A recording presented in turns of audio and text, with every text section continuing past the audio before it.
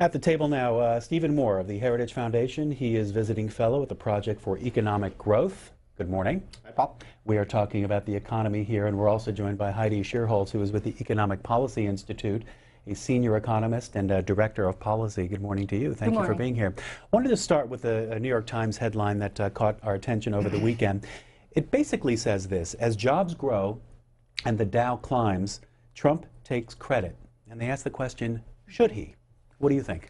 No, it's a pretty simple no. The momentum that we're seeing in the labor market started before Trump came into office. So it hasn't, if anything, it's slowed a bit. So over the last 6 months, the first 6 months of the Trump administration, we added 179,000 jobs on average, that per month. That compares to 208,000 over the same 6 months last year. So, you know, if anything, it's a little bit of a slowdown, but generally the rule of thumb is a new president can't take credit for existing trends. It's going to take a while before we can see any sort of Trump effect in here. Stephen Moore. So, yeah, the economy really has accelerated almost in every regard. We got a really good jobs report on Friday, and that is a continuation of a really good report we had the month before. The stock market, you know, we saw what happened the day after the election where the stock market went up 700 points. I think investors are very encouraged in anticipating this Trump agenda of tax cuts, deregulation, and so on. The economy grew at 1.5% in Obama's last year, so the economy was decelerating, and now we're seeing an acceleration of the economy. It was doing very well right now. But I think one of the points I made in making that article you're looking at right now in Washington Times is that I think Trump has to get this tax cut passed to keep the momentum going. I think a lot of these investors, you see a record high stock market now, a lot of them are anticipating this tax cut. If it doesn't happen, I think you're going to see a sell-off. Phone numbers on the bottom of the screen for our guest, and we'll leave them there, and we'll start taking your calls in a couple of minutes for Stephen Moore and Heidi Shierholz. They'll be here for most of this 8 o'clock hour here in Washington.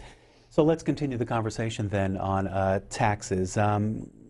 Heidi Shierholz, if you could write the perfect tax bill and send it to Congress for a vote, what would the main planks be? One of the key things we need to do right now, because even though we do see the stock market is high right now, businesses are not actually investing. So we're seeing record business profits, but investment is extremely low. So the last thing we need to do is cut corporate taxes.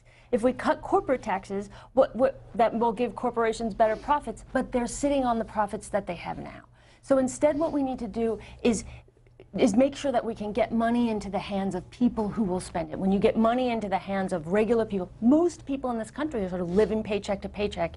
When you get more money into their hands, you are going to be, they're likely to spend it, and that's what this economy needs. When people spend money, that means demand for goods and services goes up. Who provides goods and services? Workers. And so more workers get hired. So Stephen Moore, you were mentioning the piece in the commentary section of the Washington Times, the Trump economy. Progress abounds, you write, but there are also perils. Take us a little bit deeper into the perils that are out there. Well, first of all, let me say, Heidi and I totally agree on the problem with the economy is, you know, we have had an expansion, a recovery now for 8 years. So it's been a long recovery. It's just been a very shallow one, the weakest recovery we've had since the end of World War II. And I agree with Heidi that the reason the economy has not performed as we would normally expect is because investment has been very low. In fact, it's about 1/3 as high as it's been traditionally during a recovery. Now, where we disagree a little bit is why businesses aren't investing.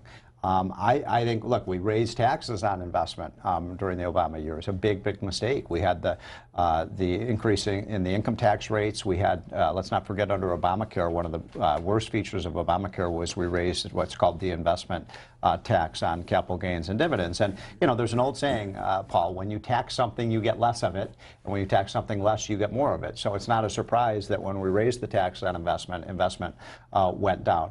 The last point I would simply make on this issue about putting more money into the pockets of consumers, I'm all in favor of that.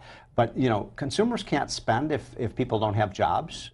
So what's really necessary is not just more jobs, I think, Paul, because there are a lot of jobs out there right now. I think they're saying there's like 5 million unfilled jobs in the economy. The problem is wages. And how do you get the high wage jobs back that Americans are concerned have been leaving this country?